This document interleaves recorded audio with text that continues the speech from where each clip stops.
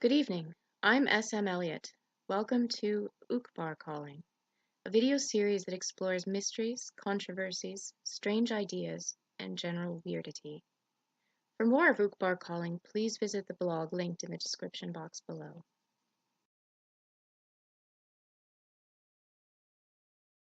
There have been people who thought they were being stalked and took extreme measures to evade pursuers that did not actually exist. Such was the case with the Reverend Stanley Sears, a Canadian minister who somehow convinced himself, his wife, his mistress, and his mistress's adult daughter that they were being monitored and menaced by organized crime figures for 3 decades. But that's a story for another video.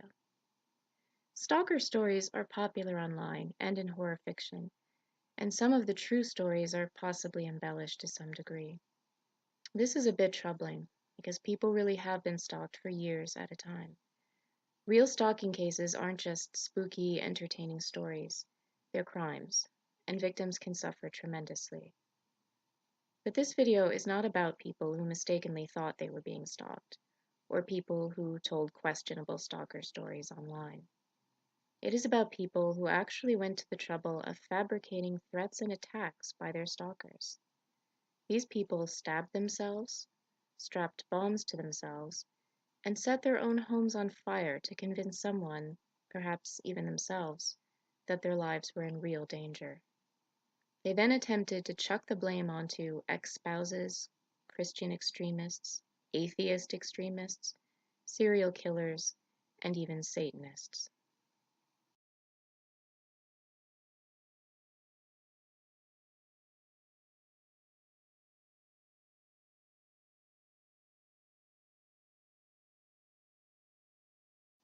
On February 10, 1978, the Wichita, Kansas Police Department, one of the most successful in the nation, finally admitted it had a problem. Ever since the massacre of 4 members of the Otero family, including 2 children nearly 4 years earlier, Wichita police had staunchly denied to the public and media that there could be what we now call a serial killer at large in their city. Though the 1977 murder of a young mother of 3, Shirley Relford, bore remarkable similarities to the Otero murders, detectives scoffed at colleagues who suggested a possible link. Then, police received a letter from the killer in which he confessed to killing Shirley Relford and a young jewelry store employee named Nancy Fox. The letter matched a previous one in which the killer confessed in explicit detail to the Otero murders. In his newest letter, the killer had suggested several nicknames for himself, including the Poetic Strangler. The letter of February 1978 essentially forced Police Chief Richard Lemunyan to issue a statement revealing what the citizens of Wichita had long suspected. There was a killer in the city, and anyone could be his next victim. Chief Lemunyan urged everyone to stay calm but remain vigilant. Out of the various nicknames the killer had suggested, Lemunyan chose the BTK Strangler to give to the press. The name stuck. Women in particular were already vigilant. Because the killer of the Otero family had cut their phone line before entering their house, women in Wichita, especially those who lived alone or had children, routinely picked up their phones to check for a dial tone upon arriving home. Ruth Finley lived with her husband Ed in the danger zone, as Relford and Fox had both been killed in their homes just south of Kellogg Avenue. The Finleys lived close to the intersection of Kellogg Avenue and Rock Street. The Finleys had 2 grown sons who no longer lived at home. Ruth, 48, was the secretary of the head of security at the Wichita office of a major telecommunications company. Ed was an accountant. The Finleys had been married since 1950 and lived a quiet, stable, middle-class life. Ruth liked to make pottery, bake, and attend church. On November 6, 1978, roughly 9 months after police made the serial killer announcement, the Finleys reported to Wichita police that Ruth had been terrorized by a stranger since June of the previous year. Ruth said the first incident had occurred in June of 1977, right after Ed collapsed and was rushed to hospital for tests and observation. The first phone call came that very night, while Ed was still in the hospital. It wasn't the first time this sort of thing had happened to Ruth Finley. In 1946, 16-year-old Ruth, then Ruth Smock, was attending secretarial school in Fort Scott, Missouri. She lived alone in a rooming house.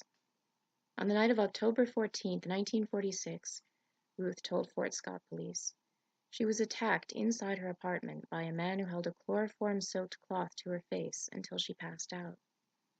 When she came out of it, she found superficial knife cuts to her face, arms, and neck. She also found two brands, unidentified in press reports, burned into her thighs, and she had a vague memory of watching her attacker heating up flat irons on her stove. Other than identifying her attacker as a white male, Ruth was unable to describe him. No similar assaults were committed in the area, and no strong suspects emerged. The case went unsolved. Now, 30 years later, an anonymous caller referenced newspaper coverage of the incident as though he knew all about Ruth's past. The phone call was followed by a spate of crudely written letters, many of them making demands for small amounts of money. For example, one of the letters declared that if Ruth didn't leave $100 beneath the seat of her husband's car, the writer would tell people in Wichita all about what happened to her in 1946. After the police became involved, one letter ended with the rhyme, "You talk to people I despise, like police lieutenant and telespies." The lieutenant mentioned in the letter was the late Bernie Drowatsky, a seasoned Wichita detective who had been on the BTK case since the Otira massacre in 1974. He would become Ruth Finley's confidant and protector during the investigation. The letters and menacing phone calls continued throughout 77 and 78 before Ruth got a glimpse of her blackmailer. 3 times in 1978, a man she didn't recognize approached her on the streets of Wichita, usually while she was shopping. She had no doubt that the man in the streets was the same man who made the phone calls and penned the letters. In September of that year, he grabbed her arm. When she fled from him, he shouted, "Ruth, get back here," indicating that this was not a random event. But this was not to be her most frightening encounter.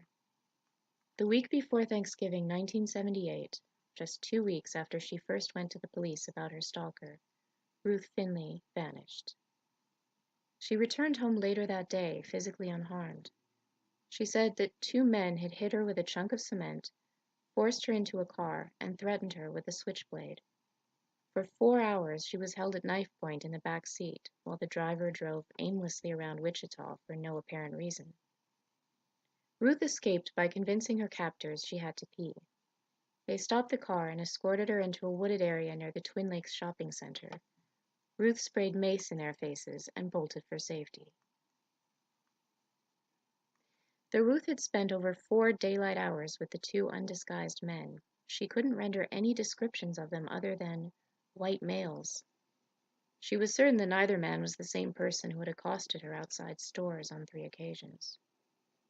When police went to the woods near the shopping center, they only found Ruth's footprints. When Ruth's ordeal became public, the Wichita press referred to her stalker as the poet and began covering every development in the case. Over time, the letters became more frequent, more menacing, and more literate. The writer had evolved from poorly written demands for cash to dark, eerie poetry that hinted at murder. The river is searched for the perished. Whores will hate me, but by men I will be cherished. Viper thoughts coil round my mind. Torture and agony are unkind. Working from the premise that the poet was someone from Ruth's past, detectives traveled to Fort Scott, Missouri to question Ruth's friends and relatives on 2 separate occasions. This line of inquiry went nowhere. So did a 5-week surveillance operation.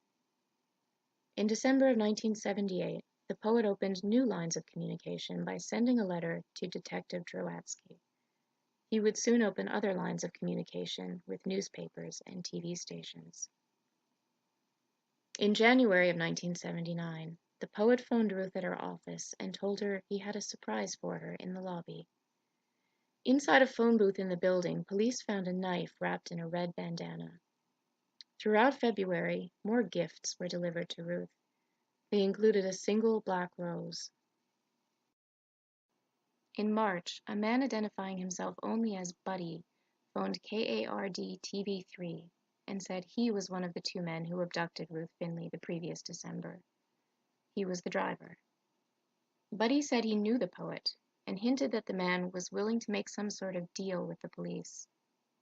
Buddy also phoned KAKE TV with the same tantalizing information, then never got in touch with anyone again.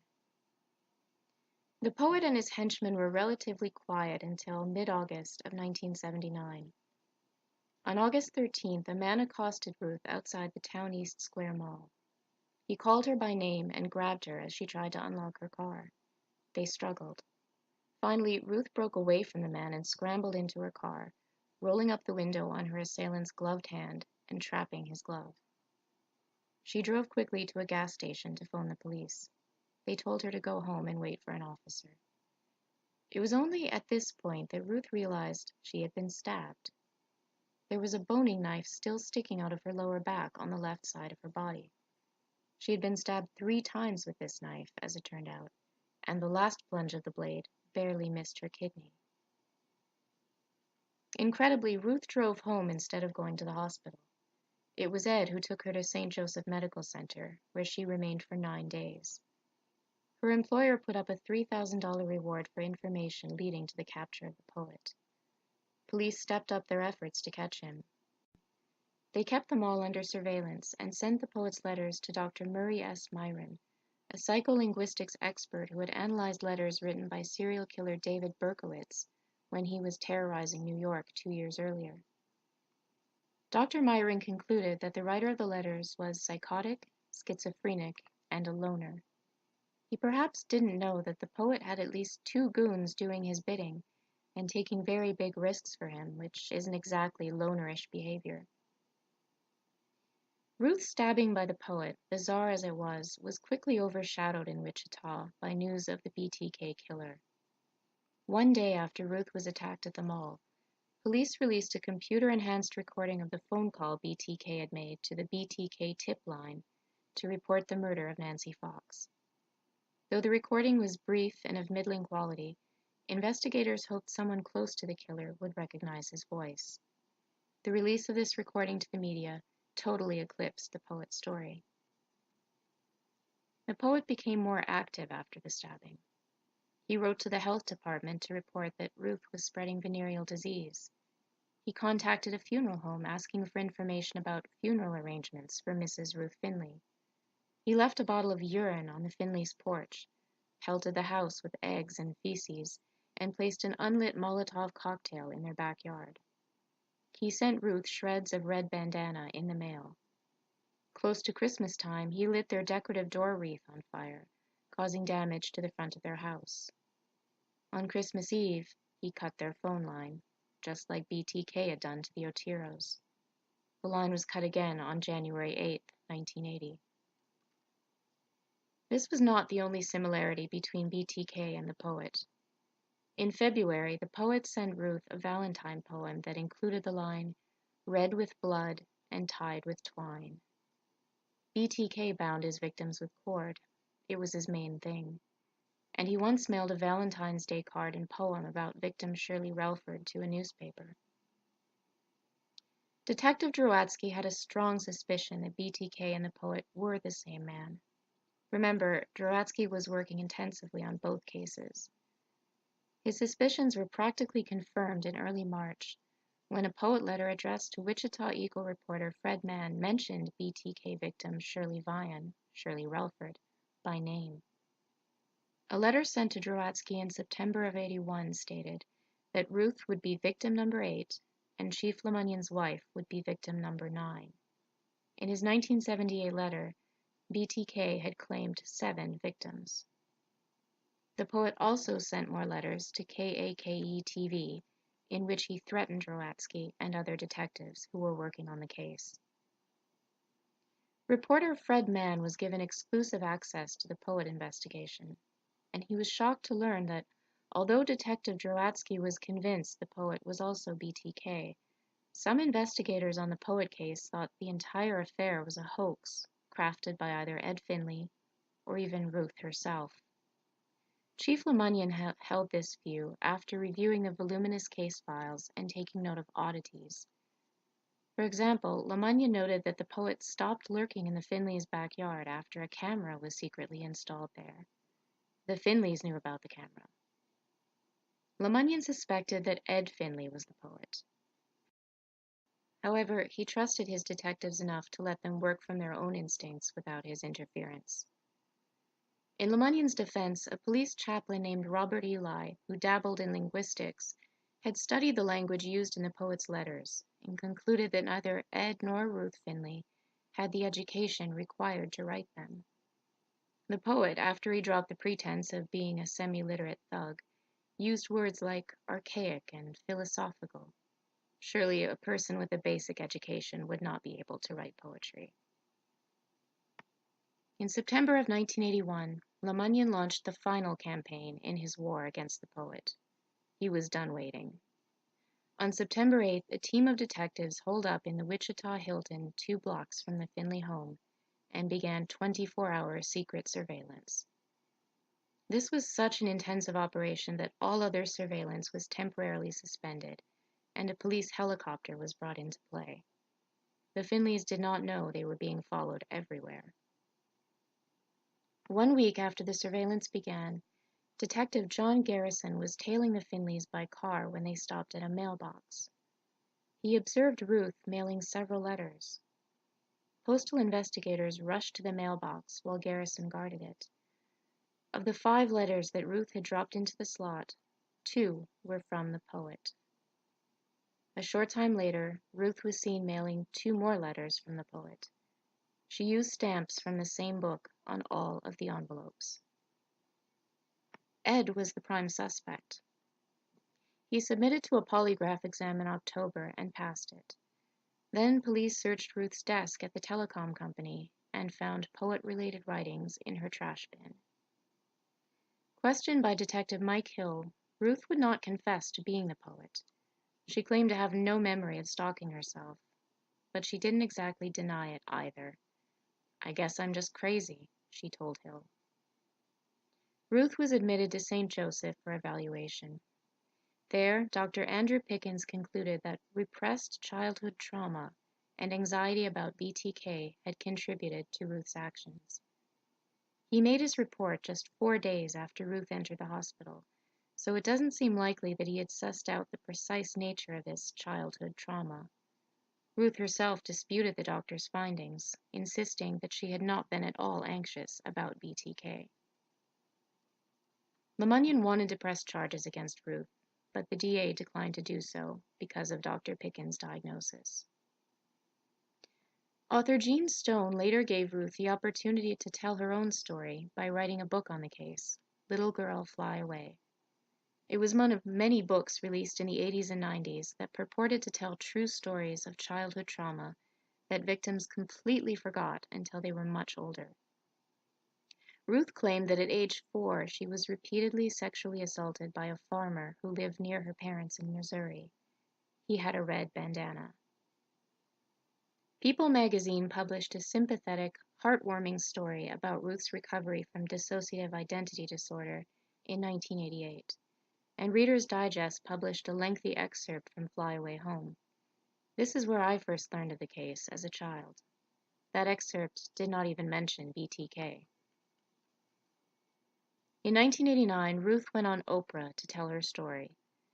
Oprah did not challenge her in any way, and audiences were left with the impression that you can stalk yourself for years without even realizing it, and that you can completely forget about repeated childhood abuse and suddenly remember it years later when you just happen to be under criminal investigation. The 3-year poet investigation cost Wichita taxpayers $370,000 and ate up vast amounts of time and manpower. Because he had believed and defended Ruth Finley, Detective Bernie Drowatsky, who had worked so hard on the BTK case, was moved out of the major case squad in spite of an otherwise sterling record as a police officer. Because of the embarrassing outcome of the poet investigation, funding for the BTK investigation was slashed dramatically. The killer, Dennis Rader, would not be identified and apprehended until 2005, after killing 10 residents of Wichita.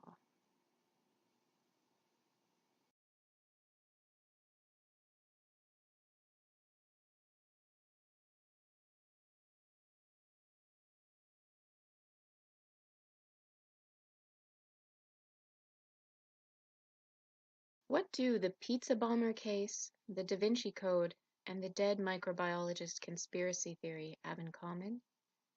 Would you believe the one-time coroner of Memphis, Tennessee?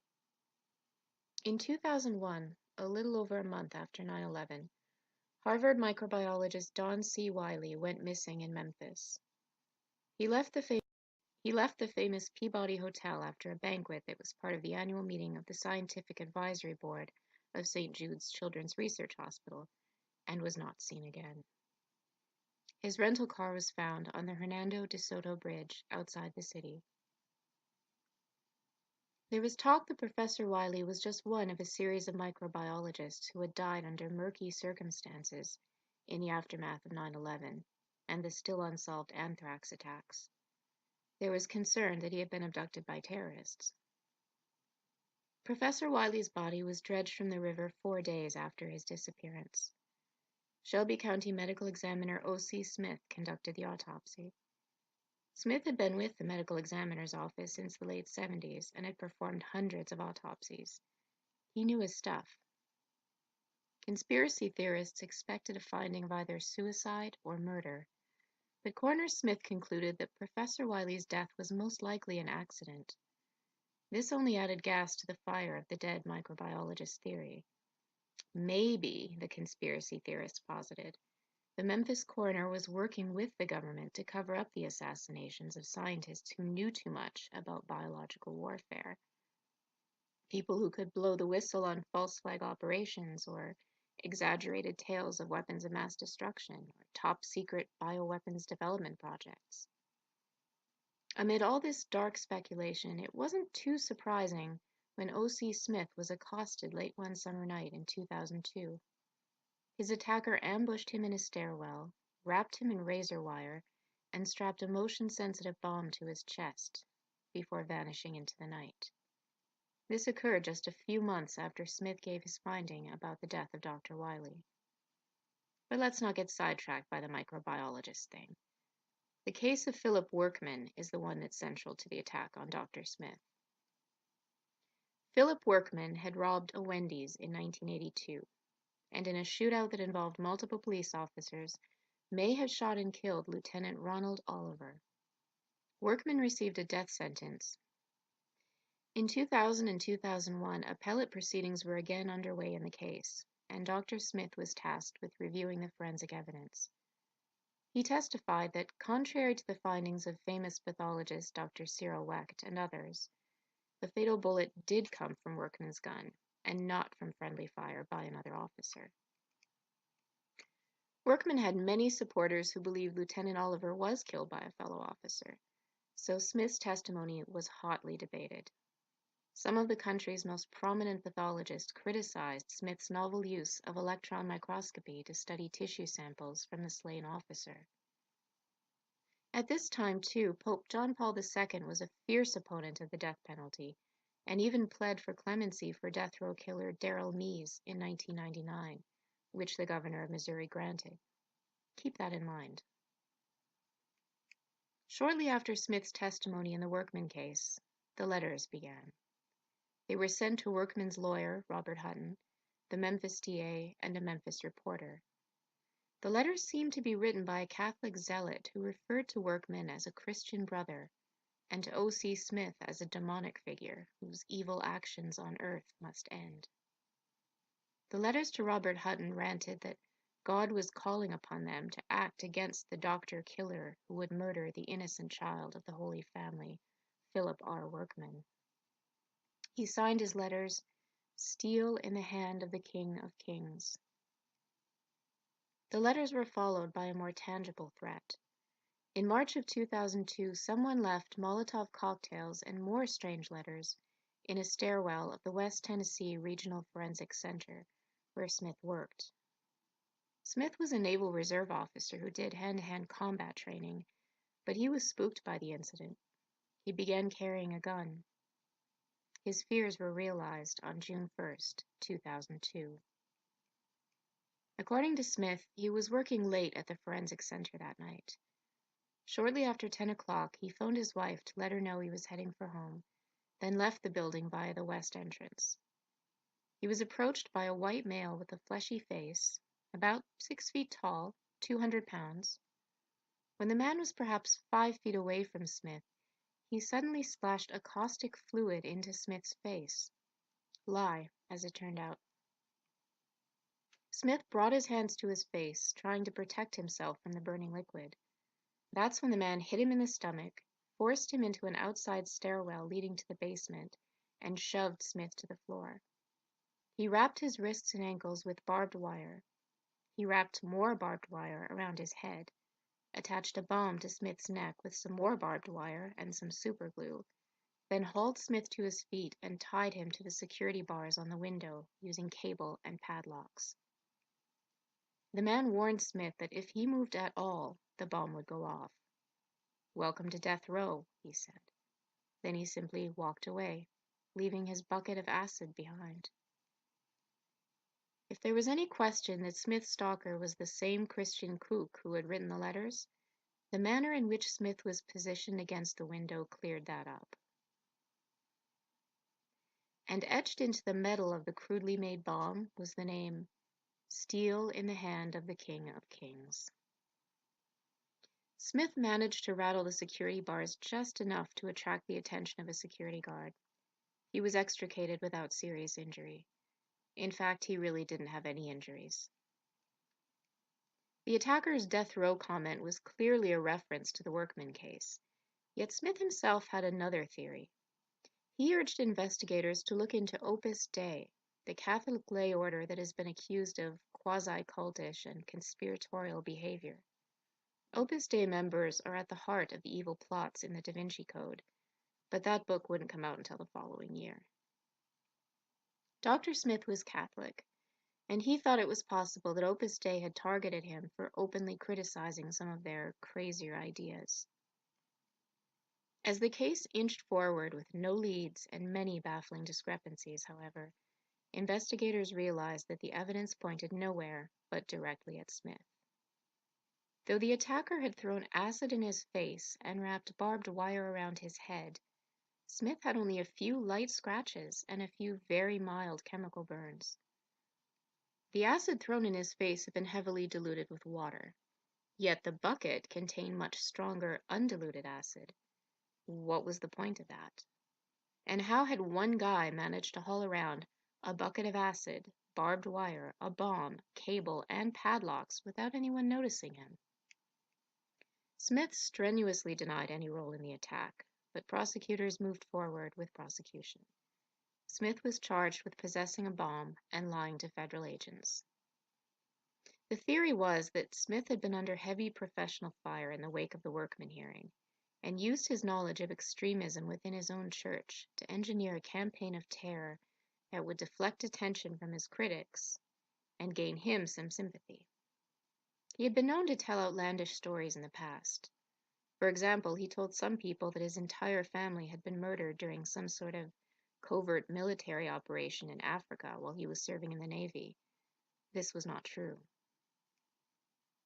The case is quite similar to the pizza bomber case that occurred a year after Dr. Smith was attacked. In both instances, a man with no prior history of self-harm is discovered with an explosive device around his neck, and people have to wonder, did he put it on himself? Smith's 2005 trial ended in a mistrial, and prosecutor Bob Cummins decided not to retry the case. So just like the pizza bomber and the dead microbiologists, questions may always linger. Philip Workman was executed on May 9, 2007. His request for a last meal was that a pizza be given to a homeless person on the streets of Memphis. His request was denied. O'Brien Smith currently works as an expert witness in murder trials.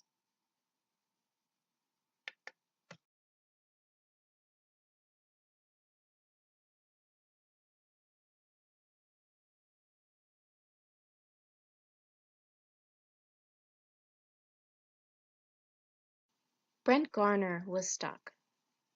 He couldn't leave his wife or his mistress without causing serious disruptions to his life and his public image. Some people in this situation annihilate their entire families to make room for a new relationship or a new life. Garner hit upon a solution that he thought was more elegant. Garner, 32, was a police detective in the fraud section of the Palmerston North, New Zealand Police Department. He lived in Ashurst, a small community near Palmerston North, with his wife of 12 years, Sam. They had 2 very small daughters. Beginning in August of 1995, Garner received a series of bizarre, extremely menacing letters at his office. Another letter was sent to the Manawatu Evening Standard. It read in part, "The Editor. I am notorious. I am famous. I will be worshipped. They will hunt me. They will lose. I have been chosen as the executioner. My subject has been chosen. My campaign has begun. He has 10 weeks to stop me if he can, but he won't. I will win. He will know my presence. Fear my existence. I will hunt him. He is my prey." The rest of the letter consisted of a table of contents with sinister chapter titles, as though the author had already written an entire book about the stalking and murder of Brent Garner. The letter to the newspaper concluded, "There is nothing more noble than the death of a police. Palmerston North Police will bury a murdered colleague, I guarantee. His time has come. His blood will flow. He will die alone. No one will be by his side. He will know the time. He has 10 weeks. He should cherish them. Mr. Policeman, I am coming. The Executioner." Some of the letters were signed Gilles de Rais, the name of an infamous French nobleman of the 15th century who fought alongside Joan of Arc before confessing to the satanic ritual abuse and sacrifice of dozens of young boys. Gilles de Rais may or may not have done these things. That's perhaps a topic for another video. But his name was definitely used by the letter writer to invoke dark, occult vibes. After working the late shift on October 17, 1995, Garner drove home. At 4:50 a.m., his house was engulfed in flames. Police found Garner lying in his backyard, tied and gagged. His clothes were soaked in gasoline. His back was a mass of cuts. He said he had been attacked in his home and tortured by a stranger who talked with a cultured voice.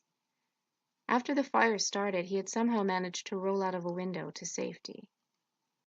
A police investigation called Operation Venus was launched. Venus was reportedly Garner's nickname. Police obviously felt that they and their families were being targeted by this Gilles de Rais person. Fortunately, Sam Garner and her 2 daughters had gone away to stay with relatives at Garner's insistence because the letters frightened him. Other offices reported that after the fire, their kids were terrified. The media coverage reinforced that the police and public had every reason to be concerned. Police psychologist Dr. Ian Miller constructed a profile of the attacker. He concluded that Garner had been stalked by a person who seemed to be acting out a satanic fantasy of some kind, and considered himself to be an agent of the devil. Miller wrote that the stalker was interested in the occult and Satanism, was educated, well-traveled, and might be from England. Hysteria in the area built up quickly. The Member of Parliament for Nelson, Rick Smith, called for the censoring of violent scenes in movies. He noted that the attack on Detective Garner closely resembled a scene from the movie Reservoir Dogs. You know the one. It involved a knife attack, gasoline, torture, and mutilation. He was convinced that there was a link between this movie and the New Zealand attack. However, at least one of Garner's colleagues suspected there had been no attacker at all. Detective Senior Sergeant Grant Nichols, second in command of Operation Venus, secretly launched a parallel investigation dubbed Operation Mars 3 weeks after the fire to determine whether Garner had organized a hoax. The investigators quickly learned that Garner had recently purchased duct tape, plastic ties, gasoline, gas containers, and a timer.